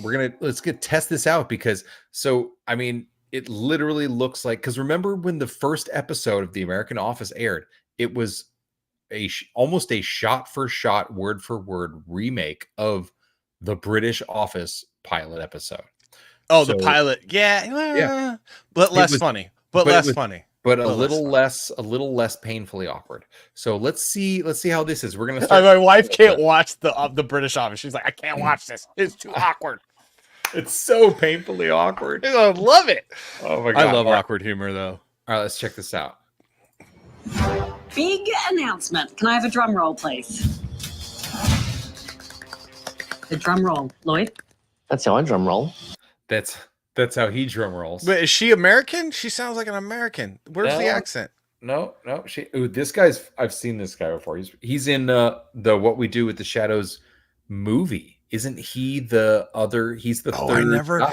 I forget there's a movie. Is the movie any good? I've only seen the television show. It is great because Taika is one of the guys. Then Jermaine Clement is one of the other guys. And then Jermaine Clement's in it? Yeah. And then this guy is the third guy, the third vampire that they're living with. And then this dude. The drum roll, Lloyd. That's how I drum roll. This guy, I think when he's younger, I think this is the guy who's who plays this. I don't know. Let's watch this. Let's see what happens. People ask me, how can I become a great boss? And the answer is having a happy staff that love you. This is All right, so I will say that I do. This is one time where I do appreciate like a gender swap, you know, or it's not like a gender swap, right? But like normally it was Ricky Gervais, and then it was what's his name, you know, Michael Scott. Oh, why can't I think of his name? Steve Carell. Out here, Steve Carell, Yeah. that played the boss, right? Yeah. However, some of my most awkward, terrible, horrible bosses that I've ever had have been women, and I think that like it's the interaction. It's this weird interaction. But for a long time, you haven't been able to show the terrible boss be a woman. It's always had to be a man, and I'm like, that's kind of sexist because everyone's had a terrible female boss too. Okay, in The Office, when that redheaded girl, I don't remember what her name was, but when the British redheaded girl came in, they were like, "This is what a terrible manager would." Yeah. Female manager would look like they nailed it, but it's like she feels just like that. They were like, just do that character, just do that. So I'm hoping that she's terrible, because that's the thing. It's like, dude, we've all I'm just getting tired of like television constantly being like women are great at everything and men are terrible at everything, and it's like no, dude. But isn't there's a lot of terrible women too. I'm sorry, I've worked in Hollywood for 20 years, and let me tell you, I have stories. I'm pretty sure all women are perfect. All right, here we go. Hey, Chan, nightmare. As of today, we are all back in the office full time. What? That's not good news. So it's on Prime, by the way, which means a lot, because this has been an NBC franchise forever. It's on Prime. Interesting. But wait, I mean, Australia has Peacock, right? Is Andrew with us? Where's our Australian gang? Did they get? Andrew's not here. Yeah, our Aussies are not here tonight. Do they have Peacock? Because I'm Maybe like, they why don't wouldn't like they Thursday. Why wouldn't they just put it on Peacock? It's weird, but they're like Prime. Maybe Prime's bigger. All right, let's see what we can do with the rest of this trail. Let's see if we laugh at all. I'm promoting you to productivity manager. Yes, sir. Do I want to support the vision of my branch manager? At all costs. Okay, so they've So also that's the what's his name? Dwight. That's They've the Dwight. Also swapped Dwight. Interesting. All right, hold on. Let's back it up one sec. Let's see what happens. Okay. My branch manager at all costs. Is this the dark web? No, it's not the dark web. Is that Lizzie? Okay. The perks of coming to work: riling up Lizzie, flirting, watching Nick rile up Lizzie. What's his name? My crow's name is Russell. Hello, Rusty. How are you, mate? Nick, no. We lost one of our own last week. Brian died. We were so close. He's always in my heart. Oh, is he the tall, sad one? Yeah. No, he was the short and smiley one. Yeah, that's what I meant. What nationality is he? What sexual identity is he? Doesn't feel relevant, does it? Hannah is a riddle swallowed by an Well, that was the first laugh. Okay, I was like waiting for it to be funny. And it's like, thank you. That's the first laugh. But also now I'm gonna think she's not a terrible boss, because that was actually fantastic. That was so good. Okay.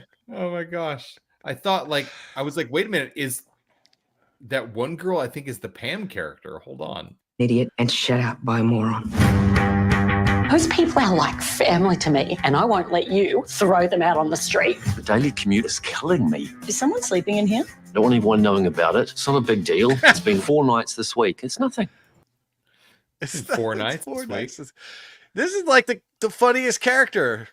This guy is in the original What We Do in the Shadows movie, and he's fantastic.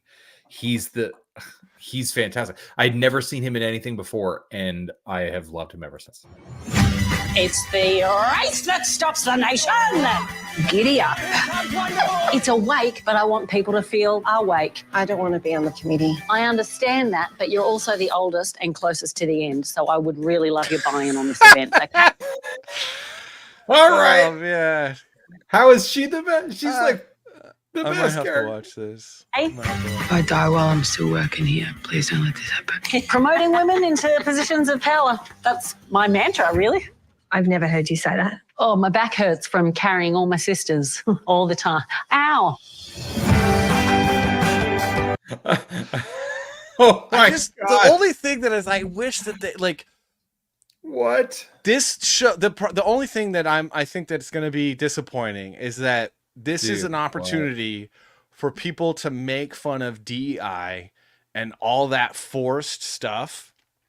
Like hard because all it is corporations trying to make up for being crappy to their employees. They're not doing it because they care about people. dude? And it's at just the like, same time, look, we're gonna keep paying you crap. We're gonna keep overworking you, but we care about diversity. So like, we care about diversity, but they're not gonna make fun of it. They're not gonna make fun of it. But also at the same time, we're gonna lay off thousands of you every 3 weeks, and it's like We're gonna be a garbage company, but we care about diversity. But we're garbage, but we care about you.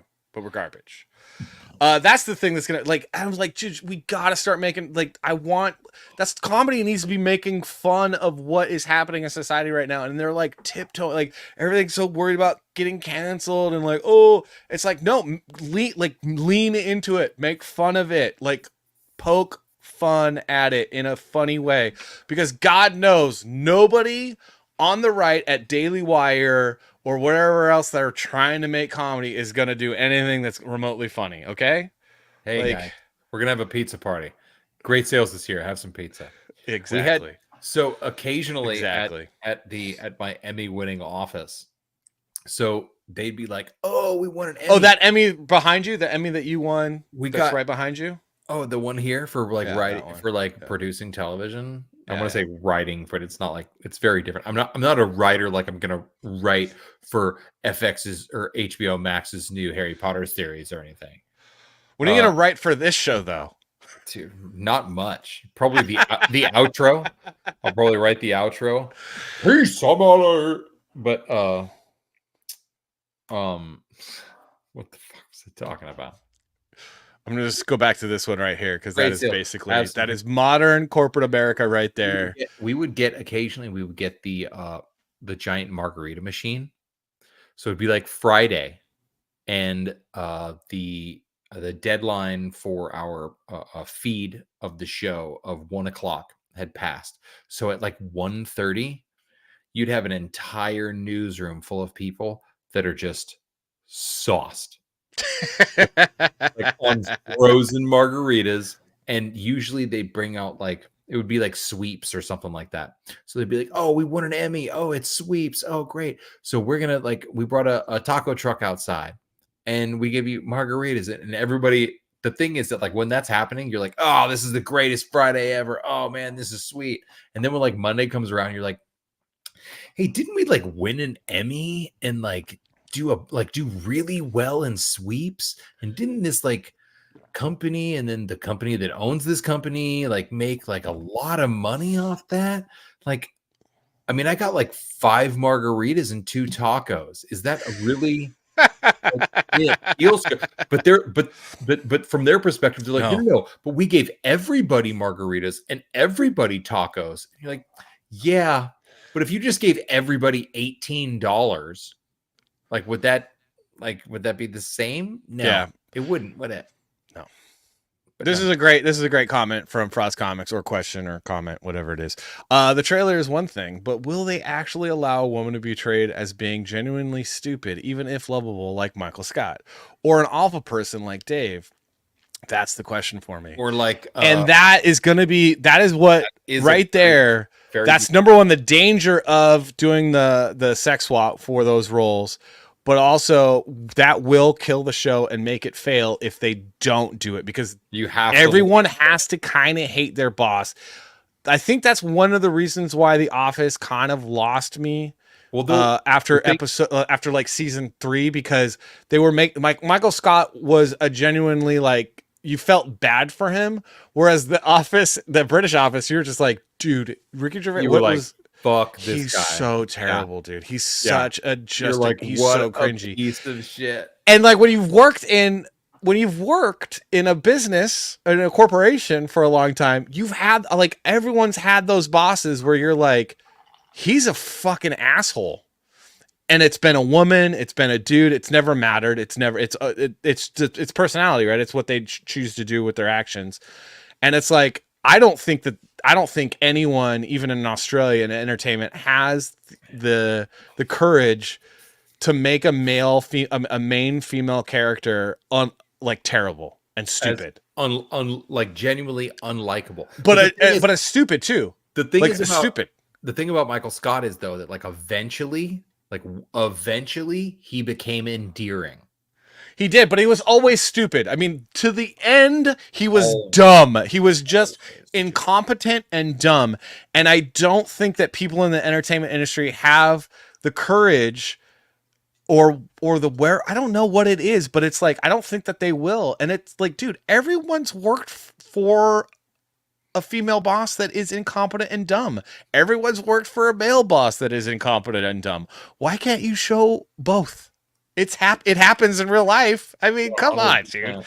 Everyone has had that boss that shows up late, phones it in, doesn't do any of their own work, is completely, totally like, and it's been a woman, it's been a man. Everyone's had that person. Come on. I'm sorry. Yes. No, you're not sorry. I mean, I've had some horrible bosses, and they've all had the same personality, and they've been different. They've been like This is that's a pretty good, every office I've worked in was nothing but Dwight's and Angela's. Oh my God. That's pretty good, right? Because when you get, dude, imagine, Yeah. check this out. You want to do a new office thing?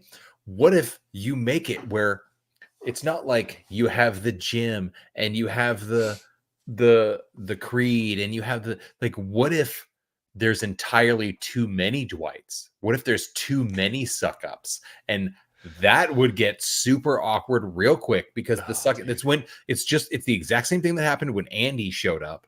So Andy and Dwight had this like suck up competition, but imagine if half of the office was Andy's and Dwight's and then Angela's. A bunch of other Angela. Yeah, but like that's the thing is like again, Angela's at least competent, right? They never have the incompetent woman. No, but because you can't do that. She's competent at one thing, and it's her job. At life, she's an idiot because. But like you need to have a female Michael Scott, like that Michael Scott character, that female now has to be a moron. They have to be completely incompetent. Totally an idiot, right? Because it won't be The Office. It won't. That's the whole point of the show for Ricky Gervais. When Ricky Gervais created it, was everyone hates the boss, and the boss is not only a terrible person, but they're so bad at their job. How did they even get into that position? And then they like what would have been funnier is that they kept getting promoted because that's what happens in Hollywood. Is like the worst person keeps, and you're like. That guy got promoted?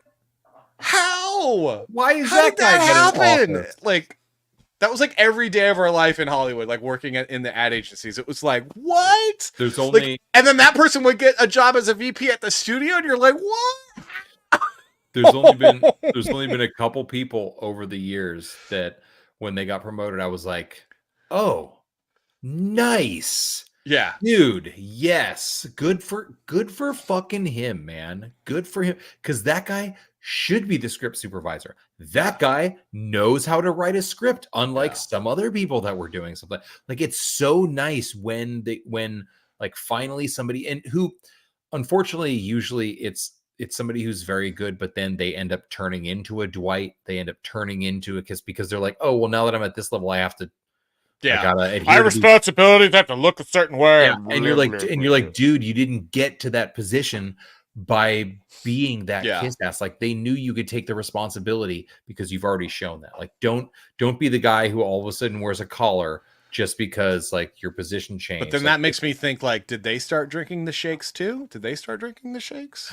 Dude, I might get the shakes. I might get the shakes if I don't get any more of those margarita machines and tacos. Those were good. I'm not going to lie. Those days were good, but also it really didn't make up for the fact that the executives were just going like this with piles of money. They're just like, hold on. hold on. There's you can have that piece right there. Okay, here we go. Oh, very nice. So that's The Office. So yeah, that was just I have low hopes. Random interesting office news. That trailer was pretty weak. It's on Prime, so I do enjoy the thing is that we watched that trailer and I laughed twice, which is not a good sign. But No. I appreciate like that Australian and New Zealand humor. I do normally really appreciate the dryness of it because they do kind of nail it sometimes. Like what we do in the shadows, like just absolutely fucking nail it. But you have to watch that movie, by the way. Watch the What We Do in the Shadows movie because it's off the charts. It's absolutely hilarious. It doesn't I'll have to watch that movie. it doesn't have our favorite guy, but it doesn't have Matt, but it's It doesn't have Matt Berry. It's got everything else. It should have Matt Berry. Why it was should? What was what's his name thinking, man? Dude, it's Whiskey. Come on, dude. Good. I don't understand. All right, so what else you got? Are you trying to shut down? No, I don't got anything else, man. I mean, oh, dude. Was there anything else you wanted to talk about? Roma Nation. Clap, Roma. Clap. I was looking at her. Hey, what up? Ooh, Roma, you want to come on next week, bro? Does he want to come on, or are you going on? Are you going on? I want to have Roma on. Dude, Roma should be on our show, right? I mean, I'll go on his show. You should go on his show. I'm surprised. I'm like, we should go on Roma's show if he'll have us. But I would love to have Roma on. I'm more Roma should be that would be super cool. And if you guys haven't checked out Roma Nation, you guys should check out Roma Nation. He's starting a thing. He's doing his thing over there. They talk way more politics. But I definitely like his perspective. Him and Scrapjaw have a really good perspective on an insight on stuff. Oh yeah, that's right. Scrapjaw's there too. Yeah, and definitely like what they're doing. So you guys should check them out, man, for sure. Check out this super easy to remember YouTube link that definitely is well, you could just click the link in the chat and you'll be fine. I know. I like to give links. And if you're we have way more people watching on X as we always do. Come over to YouTube. There's links, there's chat, there's the whole you get way more over here. And I don't know where let me see, where are we at with our poll here? 62% YouTube. We're never playing music on our show again. We're never. Oh, really? Is it? Never playing music on our show again. Why? We didn't even play music today. What are you talking about? Dude, we got copyright struck for our top 5 best 80s action television shows because of Magnum PI. Because some stupid... I don't know if you guys were here last week, but we got hit by NBC, and then we actually won that argument. NBC lost. Stupid intern lawyer. Oh, I don't know if you know, but we had an argument with NBC. NBC lost, and we won. And so because it's like, oh, they have the stupid Magnum PI now, the fake Magnum PI, the Magnum IP that is terrible. Dude, I was just like, whatever, guys. You ruined the IP with your Magnum PI. And so they're using the same music, but it's a little bit different. And we were watching Magnum PI, the good Magnum PI, the only Magnum PI. Nestor's wondering, do you need a different intro? No, bro. Your intro's we like our intro. Fantastic. I love it. Oh, what do you get a strike for? Streaming Butler? You got a strike for streaming the Butler PA. For a rally? Yeah, that's bullcrap, dude. That's weird. Like, who even has the copyright on it? Like, did you get it because there were graphics on it? Like, he probably was like streaming like a cable news network, and they're like, okay. No. Yeah. No. Yeah. It's not. It's like that's the thing. It's like, you know what? You guys are the ones that invented the internet. That's make everything terrible and better at the same time. Like the internet has made everything terrible and better at the same time. Oh, the music. Yeah, the music will get you every time. It's one like you could put anything on, then all of a sudden it's like, don't stop, believe it. You're like, oh, and we're busted. Damn it. We just got in trouble for you singing that. No, because I can't hit those notes like Steve Perry. Steve Perry. No, it's fine. No one cares about the Giants. Hey, how are the Dodgers doing? I have no idea, dude. I don't pay attention to baseball anymore. Oof. Anyway. Don't care. That's all right. The Dodgers started injecting politics into everything that they were doing, and I was like, I'm done. I'm a lifelong Dodger fan. My entire family was Dodger fans from way back when. I got Jackie Robinson baseball card right up there on my shelf. I mean, I Jackie love absolutely. Robinson. And I won't watch Dodgers game because they can't help themselves but inject their politics and everything. And I like, dude, stop it with sports, guys. I don't want, like, the NHL better knock it off because I'm done, dude. I don't want to be preached to, man. The NHL, really? Yeah, they're always doing like something, man. And it's like, dude, I just want to watch hockey. Stop. I just want to play video games, man. Like, I talk about it enough. We talk about it enough on our stream. I don't want to talk about it when I get off this stupid show that we do. Okay? Oh, I don't care. Exactly. Was there anything else? Dude, no, it's I'm not gonna lie. I appreciate the ranting. It's been it's been an interesting week. It's been an interesting couple weeks. I don't know, I feel like we're in a strange lull. Like we're in the autumn, September, October question mark. Like, yeah. Like there's everything from TV shows, contracts, the solar and lunar cycles, like everything's changing all at the same time. Sweeps are coming up. I mean, everything's changing. Actually, right now, when is it? The 10th? No, maybe like next week will be sweeps. But yeah, that stuff I used to care about that stuff, and now it doesn't even matter. But thinking about it is like, sweeps. What sweeps? Yeah, and our viewers are like, what is he even saying? Is he saying the word sweeps multiple times? I don't even understand. Yes, it's a television thing. No one knows what sweeps are except for people from LA. Because television's stupid and nobody watches it anymore, so sweeps don't matter. And I don't know why they still do it. Anymore. All right. Anyway, this is like, I feel like I'm on a rant and I'm like a lawyer in night court. I'm like, oh, please, man. I don't care. Care at all. So how do we like the most misleading headline of the week? Should we do that every week? We should definitely find. There's definitely. It's a great idea. I think it's a great idea. It's a great idea. I tell you and me, we should do a job. You know. That job is. All right, so we'll add that to that, and then we're gonna have a much better top 5 next week because we've been planning out a little bit better. We haven't been lately because I've been really busy drawing my dang comic books. Dude, this guy's been working. I've been, Please buy my comic book. Please buy his comic book. It's actually great. And if you have like kids and you want to like teach history lessons while at the same time like letting them read a fun comic book or something, like it's not for, I mean, it's not like for adults or anything. Like this is it's all ages. It's an all ages book. Yeah, exactly. Yeah, it's not adult themed in the sense that like there's gratuitous violence, there's no sex, and the language is mild like crap, I think, and dang it or whatever. Oh man.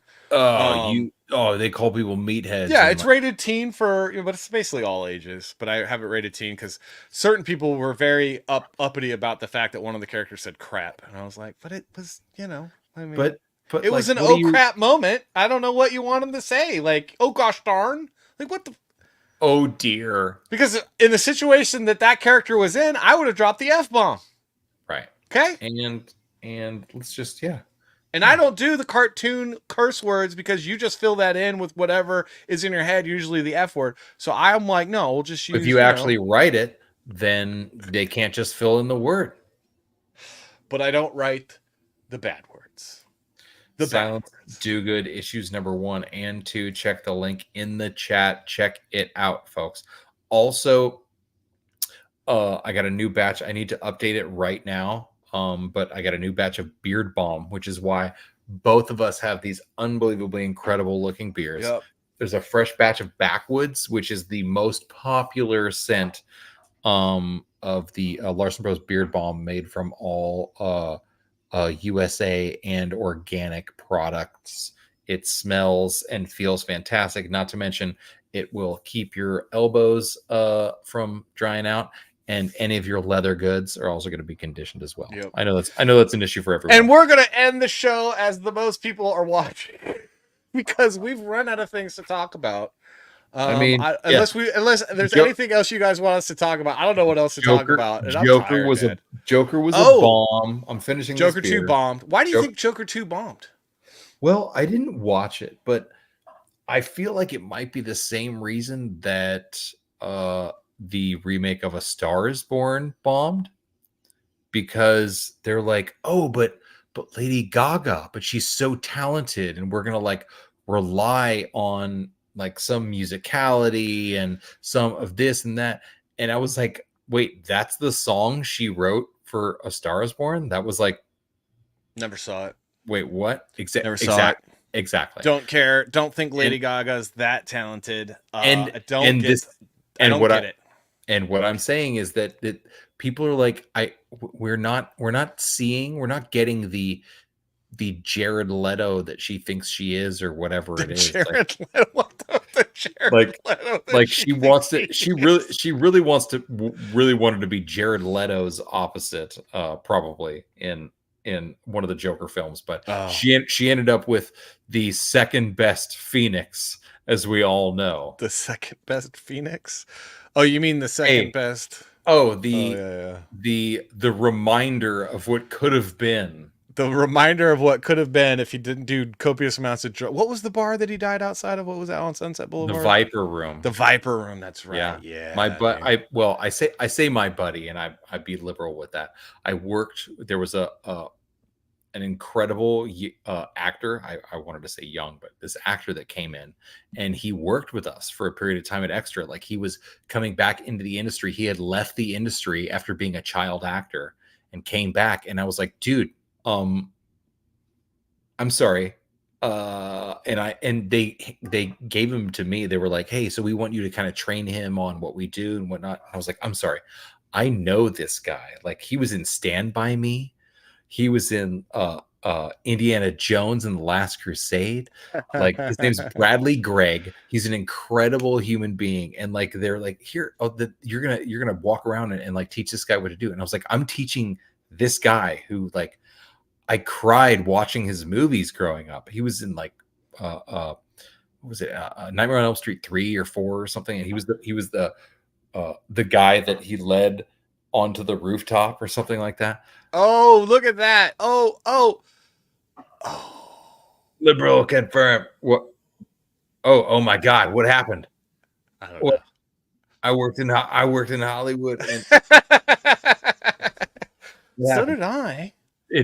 So did I. Nonetheless, it's like why did it? Like, there's this very nuanced kind of like, I don't think people are interested in the over the top like artsiness. Like, I think the film was trying to be too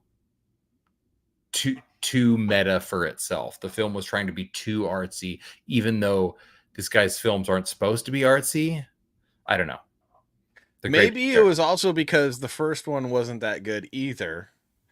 And people went to see the first one because they were excited to see a Joker movie, because Joker's like, I think Joker might be the most popular villain in the comic book world. Yeah. And,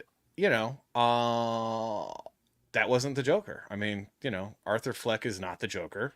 The Joker movie was not about the Joker. It was a Taxi Driver movie with it was Taxi Driver cosplay. It was Taxi Driver cosplaying at a Comic-Con is what it was. And initially the filmmaker himself even said that, like, it was a whole test. They were like, well, we were like, everybody was doing Marvel movies and comic book characters, so I just wrote this movie, this like Taxi Driver movie, and I just made it about the Joker. Yeah. Like, oh, okay. It's like, it just wasn't. I'm sorry. The first one wasn't good. I haven't seen the second one. I don't plan on it because the first one wasn't good. And if the first one's not good, I'm not seeing the second one. And I really do think, like, I think there was more hype around the first film than there was people actually liking it. I'm sorry. I just don't like. I know people are like, that's a really good movie, but I'm like, but was it? There were some interesting parts. There was some extremely cinematic, like, awesome sequences. It was beautifully shot. I mean, that doesn't matter. Like, at the end of the day, it's like, is the story good? Gladiator is an incredible movie, and the Joker same guy, same almost villainous character, like writing the borderline. Like, I don't know, is he making the right decisions? Is he not? It's like Gladiator, superior film, obviously. You know, I will say this, Dr. Till, Joker would have been good if it was about the Joker. But the thing is like, I think it's a sign that society is kind of broken right now when a movie gets as much celebration as it does, when it's a movie about a very dark, sick, twisted, evil person, and they're like the hero in the film. And that's the same kind of thing that was happening in the 70s. Is like you had two types of films that were happening a lot of. You had the Taxi Driver type movie, and then you had the Charles Bronson Chuck Norris revenge. Revenge flicks, you know. The guy who knows, the guy who can do Clint Eastwood. You know, the guy that takes the law in his own hands. So you had like the celebration of evil, and then you had the guy that then you had the vigilante. What is the freaking Charles Bronson movies from the 70s where he's killing everybody? Why am I spacing, guys? God, no, I know that they remade it with Bruce Willis, wasn't as good, but it's still not bad. It's and I can't. I'm totally spacing on it, and I should probably look it up. Man, no, he did like a bunch of them. He did like he did. 6 of them. It's like Charles Bronson. What's so crazy is that Charles Bronson's face, he looked like this Death's Wish. He looked like this 70-year-old man, and his body looked like this 28-year-old bodybuilder. And you're like, what the fuck? Yeah. It was just unreal. The dude was ripped. So and I think we're at a very similar time. Like, the country's not doing well. We're in a depression, even though they keep saying it's more of a recession. We're in like very much like the 70s. Morally speaking, the country's not great. The country's demoralized. The country is just going like it's not a good time right now. And you're seeing that reflected in the art where like celebrating evil on one side, and then the other side, it's like the movies that are going to start coming out are going to be like the vigilante films again. Like there's going to be a few more vigilante films that are coming out. Which might be a good kind of, if history rhymes a lot, then we are going to make America 80s again. And that'll be a good thing when we make America 80s again. And if you want to make America 80s again, you should check out our t-shirt, Make America 80s Again, because the music was better. The hair was weird and awkward. The clothes were weird and awkward, but everyone was having a good, fun time. All right. So, oh man, what happened here? Hold on. So this is the Salty and Savage Show shirt. Obviously, it's fantastic, but the one that Cross Comics, Arthur Fleck is objectively less evil than most of our elected representatives, and saint-like compared to our president and his family. I could not agree more. I could not agree more. Especially, I think the most villainous person in Washington, D.C. is Eye Patch McCain, who is a Republican from Texas. Eye Patch McCain? Is that his actual name? That's his actual name is, by the way. His actual name is Dan Crenshaw, and we call him Eye Patch McCain because he acts like John McCain, and he has an eye patch. Oh, that's super cool, though. I like that. It's a great name. It's a great name. It's fantastic. All right. So Make America 80s Again. By the way, this is one of the coolest shirts you will ever wear, by the way, because everybody is dying for some 80s action again. It's all over the walls. And honestly, we do want to make America 80s again because we love the music, we love the movies, we love the fun, and we loved that the country was a lot better shape and people were doing better and the middle class was doing better. And also on that note, can we end the show? Can we say goodbye? Hey man, let's shut it down. Let's tired. Do it. Sorry guys. I'm gonna go. Tired tonight. That's all right, man. That's all right. Let's just kind of feed the masses a little bit because we are hopefully going to maybe do some other interesting stuff with you because you're an incredible artist. I appreciate what you do. The others that appreciate what you do. Aside from this awesome comic book, you're working on some other stuff, and we're gonna kind of mess around, and we might kind of like, I don't know, do something kind of fun like adaptations of one of our favorite franchises or something, maybe like Lord of the Rings. Like, what would happen if an artist kind of just had a little fun with some Lord of the Rings characters? Yeah, so basically what we're thinking about doing is like on a Monday during the days, just kind of doing a hangout stream for an hour, and I'm gonna go through The Hobbit and The Lord of the Rings, and just draw what I see the characters as, not necessarily what other people have interpreted them as, like not Peter Jackson, definitely not Rings of Power, which is atrocious, and then maybe just talk about stuff and hang out. And if you guys are interested in Lord of the Rings, you might like that. We'll post more when we figure it out. I just have to get through the next couple of weeks with all the dang drawing that I have to do for all these different projects that I'm on. This guy works. He's actually working pretty hard. Aside from me, who's at a plants and record store all day, this guy's actually putting in some serious work. I am trying to stretch out though. I did get some new turntables. I'm getting back into DJing. I'm going back into my old school gig. So we'll see what happens. But we're gonna call it a show, I guess. Let's do it, man. It's been awesome.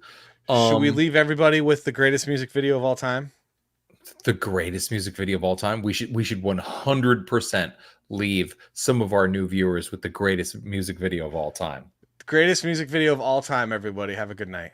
You're welcome. Unbelievably, the most watched, most wondered about man in America has gone missing tonight. The intersection of the 5 and the 91 freeway. One thing we have been noticing, again, it's a very slow pursuit, followed by numerous highway patrol vehicles, but because of the intensity, it seems like people have heard about what's going on, and all the overpasses that we've seen have been lined with cars. Guilty shadows haunt the night, dark secrets locked away so tight. OJ on the run, oh what a sight. High speed chase, sirens blaring in the moonlight. Glory, now turn to shame. The taste of freedom lost in this twisted game. OJ, the man with the bloodstained face, innocent or guilty, who's to blame? Running from the truth, chasing dreams in the night. Oh, OJ, you can't from my faithful life. Guilty shadows follow you, day and night, in the darkness, justice finds its light.